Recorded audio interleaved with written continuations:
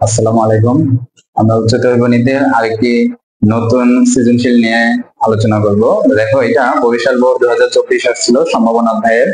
তো এখানে বলছে কি, একটি ঝুড়িতে 10টি লাল, 12টি হলুদ, 4টি কালো এবং 15টি সাদা বল আছে। তো একটা ঝুড়ির ভিতরে বলছে তারা যে 10টি লাল বল, 12টি হলুদ বল, 8টি কালো বল এবং 15টি সাদা বল আছে। বলছে একটি মুদ্রা, দেখো বলছে কি, একটি মুদ্রা দুইবার নিক্ষেপ করলে উভয় ক্ষেত্রে একই ফলাফল আসার সম্ভাবনা নির্ণয় করতে হবে। আমি যদি একটা মুদ্রাকে দুইবার নিক্ষেপ করি, তাহলে আমার আগে নমুনা বিন্দুটি কি হবে সেটা দেখতে হবে। হ্যাঁ, তো দেখো, আমরা যদি অঙ্কটা এখান থেকে একটু শুরু করি, ক নম্বর দিয়ে লিখবা কি, ক, এখানে এখানে একটি, কি বলছে, একটি মুদ্রা দুইবার, তাহলে লিখবা এখানে একটি মুদ্রা দুইবার, একটি মুদ্রা দুইবার নিক্ষেপ করলে, একটি মুদ্রা দুইবার নিক্ষেপ করলে নমুনা বিন্দুটি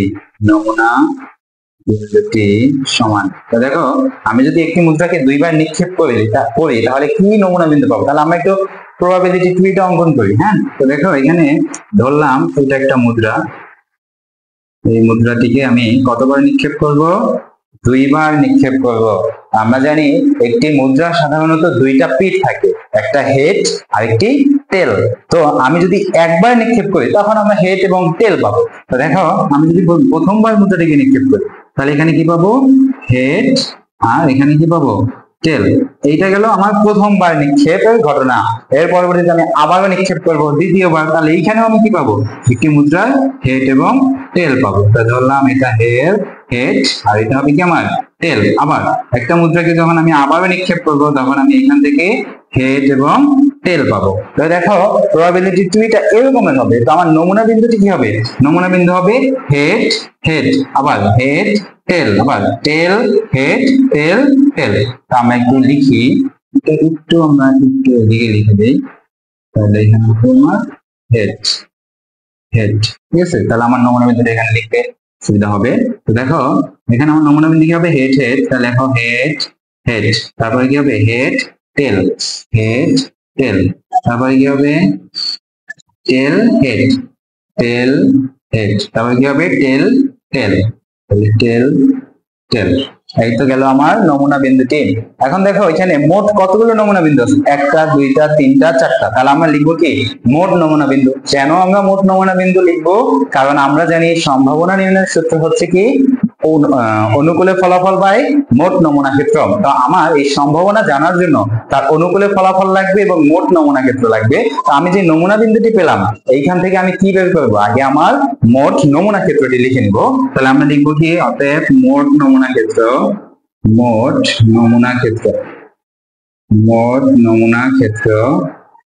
তাহলে মোট নমুনা ক্ষেত্র কতটি? 1 2 3 4, চারটি লিখবো, 4টি। শেষ, মোট নমুনা বিন্দু গেল। এরপর আমার কি লাগবে? দেখো, তারা কিসের সম্ভাবনা বের করতে বলছে?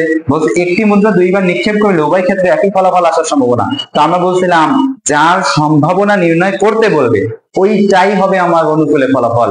যেহেতু বলছে যে একই ঘটনা বা একই ফলাফল আসার সম্ভাবনা কত, তো দেখো এই নমুনা বিন্দুর ভিতরে একই ঘটনা কয়টা ঘটছে? দেখো, এখানে হেড এবং হেড একই ঘটনা, হেড টেল, এখানে কি একই ঘটনা নয়, ভিন্ন ধর্মী ঘটনা। এইখানে আছে কি টেল হেড, ভিন্ন ধর্মী ঘটনা। এইখানে আছে কি টেল টেল, যা একই ফলাফল আছে। তাই আমাদের কি হবে? এইখানে মাত্র দুইটি ফলাফল হবে, মানে একই রকমের ফলাফল কয়টা ঘটছে? দুইটা ঘটছে। তাহলে আমি কি লিখবো? অতএব একই ফলাফল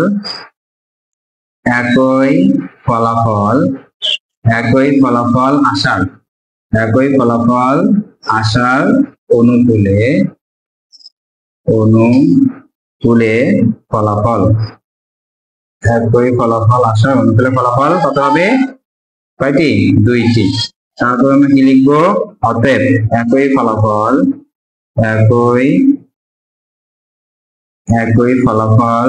আসার সম্ভাবনা, সম্ভাবনা। তো একই ফলাফল আসার সম্ভাবনা, সম্ভাবনা নির্ণয়ের সূত্র হচ্ছে অনুকূলে ফলাফল বাই মোট নমুনা ক্ষেত্র। তাহলে এখানে অনুকূলে ফলাফল আছে 2 আর আমার মোট নমুনা ক্ষেত্র আছে কত 4, তাহলে এটাকে ভাগ করলে হবে 1/2। এই ছিল আমার ক এর উত্তর, অর্থাৎ মোট নমুনা ক্ষেত্র 4টি, একই ফলাফল আসা অনুকূলে ফলাফল হবে কয়টি 2টি। শেষ। দেখো এই ছিল আমার ক এর উত্তর। এর পরবর্তীতে আমরা খ এর প্রশ্নটা দেখি। বলছে কি দৈবভাবে একটি বল নেওয়া হলে বলটি লাল না হওয়ার সম্ভাবনা ও কালো হওয়ার সম্ভাবনার পার্থক্য নির্ণয় করতে বলছে। আচ্ছা তো দেখি আমরা। দেখো খ নম্বর দিয়ে লিখবা খ। তাহলে এখানে বলগুলো কতগুলো আছে সেগুলো আমরা লিখে নিই। ঝুড়িতে কি কি বল আছে লিখবা। ঝুড়িতে ঝুড়িতে ঝুড়িতে কি আছে লাল বল আছে। লিখবা ঝুড়িতে লাল বল আছে। ঝুড়িতে লাল বল আছে কতটি? ঝুড়িতে লাল বল আছে 12টি। এরপরে ঝুড়িতে আর কি বল আছে? ঝুড়িতে দেখো এখানে কালো বল আছে 8টি। লিখবা ঝুড়িতে কালো বল আছে। কালো বল কতগুলো আছে? ঝুড়িতে কালো বল আছে 8টি। তারপরে এবং 15টি সাদা বল আছে। তাই লিখবা কি ঝুড়িতে, সরি কালো না, এখানে হলুদ, দেখো হলুদ, হলুদ বল আছে 8টি। 10টি আছে লাল বল, 12টি আছে হলুদ। হলুদ আছে তাহলে একটু ভুল হয়েছে, সরি। এখানে দেখো ঝুড়িতে 10টি লাল বল, তাহলে লাল বল আছে 10টি আর হলুদ 12টি হলুদ, তাহলে হলুদ বল আছে 12টি এবং 8টি আছে কালো। তাই লিখবা কি ঝুড়িতে কালো বল আছে কতটি? 8টি। এরপরে ঝুড়িতে আর কি 15টি সাদা বল আছে। লিখবা ঝুড়িতে সাদা বল আছে। সাদা বল কতগুলো আছে? 15টি। তাহলে এগুলো সব যোগ করো, যোগ করে দেখো কত হবে। তাহলে লিখবা অতএব ঝুড়িতে মোট বল আছে, ঝুড়িতে মোট বল আছে, ঝুড়িতে মোট বল আছে। তাহলে ঝুড়িতে দেখো তো কতগুলো বল আছে। আমরা একটু সবগুলোকে যোগ করি। দেখো যোগ করলে কত হবে? 10 যোগ 12 যোগ 8 যোগ 15, 45টি। অর্থাৎ ঝুড়িতে মোট 45টি বল আছে। তাই এখানে লিখবো আমরা 45টি। গেল। এখন দেখো এখানে কি বলছে। বলছে যে বলটি লাল না হওয়ার সম্ভাবনা। তাহলে আমরা আগে লাল হওয়ার সম্ভাবনা বের করি। তাই লিখবা বলটি লাল হওয়ার সম্ভাবনা। তো লাল হওয়ার সম্ভাবনা কত হবে? অনুকূলে ফলাফল। তো দেখো লাল বল আছে কতটি? লাল বল আছে 10টি। তাহলে 10/45 এতটি।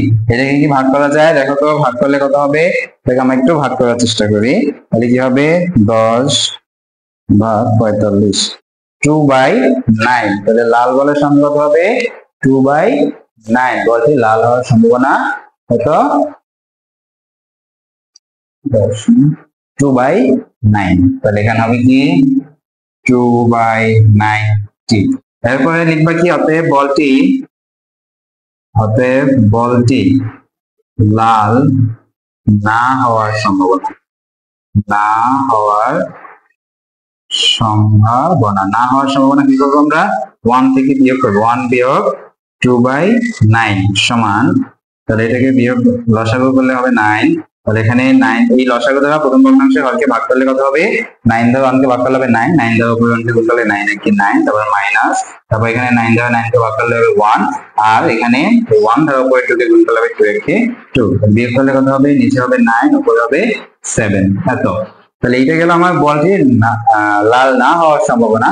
এখন আমাকে কি করতে বলছে? আবার দেখো বলছে ও কালো হওয়ার সম্ভাবনা। তাহলে আমরা লিখবো বলটি কালো হওয়ার সম্ভাবনা। অতএব বলটি কালো হওয়ার সম্ভাবনা, কালো হওয়ার সম্ভাবনা। বলটি কালো হওয়ার সম্ভাবনা কত হবে? তাহলে কালো হওয়ার সম্ভাবনা হবে, এখানে মোট বল আছে 45টি এবং কালো বল আছে কতটি? 8টি। তাহলে দেখো এটাকে বিয়োগ করা, এটাকে ভাগ করা যায় কিনা? আমরা একটু ভাগ করার চেষ্টা করি। হ্যাঁ, উপরে 8/45 কত হবে? 8/45 হয়। তো দেখো এখন আমাকে যেহেতু বলছে পার্থক্য নির্ণয় করতে, তাহলে আমরা একটু এইখানে একটু পার্থক্যটা বের করে দেই। তাই লিখবা কি অতএব তারা যেটা বলছে বলটি, লেখো বলটি বলটি বলটি লাল না হওয়ার বলটি লাল না হওয়ার সম্ভাবনা ও কালো হওয়ার সম্ভাবনার পার্থক্য। কালো হওয়ার সম্ভাবনার পার্থক্য। তো পার্থক্য নির্ণয় করতে হবে। তো পার্থক্যটা কি হবে? আমরা কি করব? কালো না হওয়ার সম্ভাবনা কত ছিল? 7/9। আর আমার লাল হওয়ার অর্থাৎ বলটি কালো হওয়ার সম্ভাবনা কত ছিল? এখান থেকে আমরা কি করব? বিয়োগ করে দিব। হ্যাঁ, তাহলে দেখো প্রথমে কি আছে? 7/9 বিয়োগ কি হবে? 8/45। তো 45 আর তোমার 9 এর লসাগু কত হবে? লসাগু হবে ভাগ গুণ করি, গুণ করলে দেখো কত আসে? 45 লসাগু বের করি এখানে। তো তাহলে কত হবে? 9/45। তাহলে এটাকে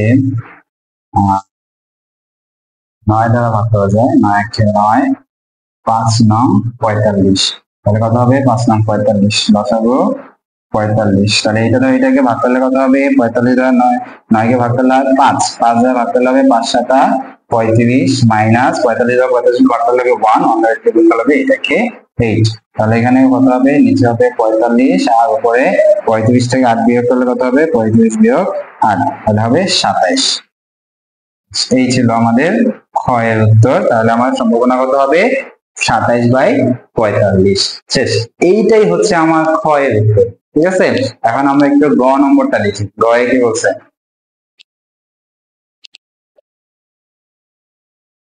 দেখো গ নম্বরে গয়ে বলছে প্রতিস্থাপন না করে পরপর বলটি। তাহলে আমরা লিখে নিই। গ নম্বর দিয়ে লেখো ক না খ দিয়েছিলাম, এটা আমরা বলটি না খ। লিখবা খ হতে পাই। খ হতে পাই। খ হতে কি পাইছি? ঝুড়িতে মোট বল আছে।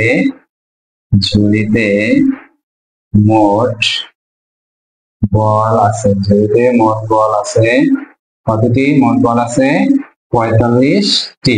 এখন বলছে না যে প্রতিস্থাপন না করে পরপর 3টি বল তোলা হলে, তাহলে লিখবো আমরা প্রতিস্থাপন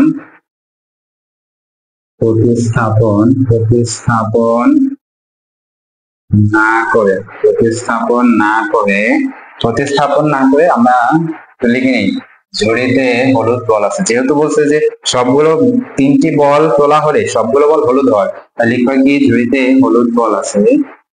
হলুদ বল আছে। হলুদ বল কতটি আছে?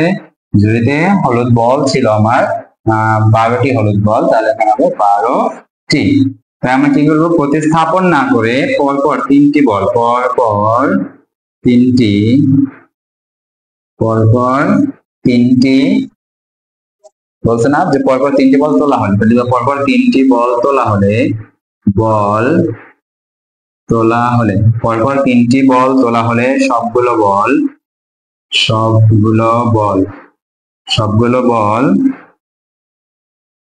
হলুদ হওয়ার সম্ভাবনা সমান কি হবে? কয়বার উঠাবো আমরা বলটাকে? 3বার উঠাবো। তাহলে কি করবো? মোট অনুকূলে ফলাফল দেখো, মোট নমুনা আছে 45, সেইখান থেকে আমার হলুদ বল আছে কয়টি? 12টি। তাহলে 3বার উঠে দেবো। দ্বিতীয়বারের বেলায় কি হবে? এই হলুদ বল থেকে এটা কমে যাবে, মোট বল থেকে এটা কমে যাবে। তাহলে এখানে হবে কি 44 ইন্টু, তারপর এখানে তৃতীয়বারের বেলায় আবারও কমে যাবে, তাহলে এখানে হবে 43। এবার আমরা ভগ্নাংশের যোগ গুণগুলো করি। উপরের সংখ্যার সাথে উপরের সংখ্যা গুণ করবো। আমরা একটু লিখে নেই কি হবে?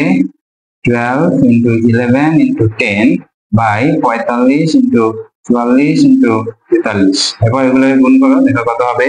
উপরে আছে 12 into 11 into 10, এটা হবে 1320। আর নিচে এগুলো গুণ করো 45 into 44 into 43, গুণ করলে কত হবে?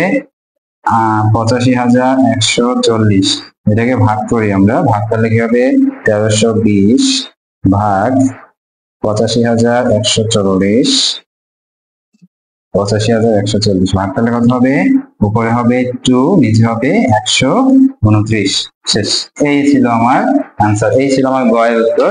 অর্থাৎ আমি যদি প্রতিস্থাপন না করে বলটিকে পরপর 3 বার উঠাই তাহলে আমার সম্ভাবনা হবে 2/129। এই ছিল আমাদের গয়ের।